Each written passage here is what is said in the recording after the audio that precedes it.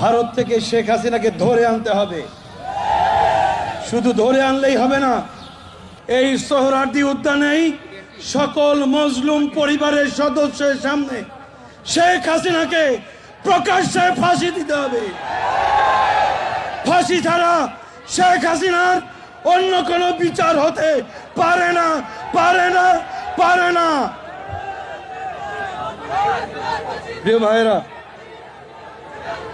ভাইরা, 2010 সালের 29শে জুন জামাতের নিরীহ নেতৃবৃন্দকে তথাকথিত যুদ্ধাপরাধের মামলায় গ্রেপ্তার করে কাউকে 10 বছর, 12 বছর, 13 বছর কারাগারে আটকে রেখে তাদেরকে পরিকল্পিতভাবে হত্যা করা হয়েছে। তাদের বিরুদ্ধে যুদ্ধাপরাধের অভিযোগ ছিল নাটক। মূলত ভারতের আগ্রাসনের বিরুদ্ধে বিরোচিত ভূমিকা রাখার জন্যই তাদেরকে পরিকল্পিতভাবে হত্যা করা হয়েছে। প্রিয় ভাইরা, সন্ত্রাসী সংগঠন ছাত্রলীগকে যেভাবে নিষিদ্ধ করা হয়েছে, আওয়ামী লীগকেও একইভাবে নিষিদ্ধ করতে হবে। মনে রাখতে হবে, মজলুমের জালিমের প্রতি দয়া দেখানো, মজলুমের রক্তের সাথে বেঈমানি করা।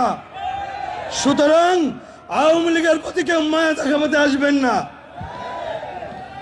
আমরা ভারতকে বলতে চাই, ওই ইসকনের সন্ত্রাসী চিন্ময়কে নিয়ে আপনাদের যে মায়া কান্না, বিশ্বজিৎকে যখন কুপিয়ে হত্যা করা হয়েছিল আপনাদের এই মায়া কান্না কোথায় ছিল?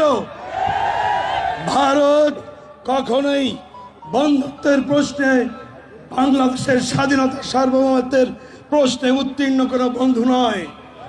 বরং আমরা যে রক্তের উপরে দাঁড়িয়ে আমাদের তৃতীয় স্বাধীনতা পেয়েছি, আমরা এই স্বাধীনতা দাঁড়িয়ে বলতে চাই, ভারতের সঙ্গে আমরা চোখে চোখ রেখে কথা বলার সাহস এবং শক্তি অর্জন করেছি।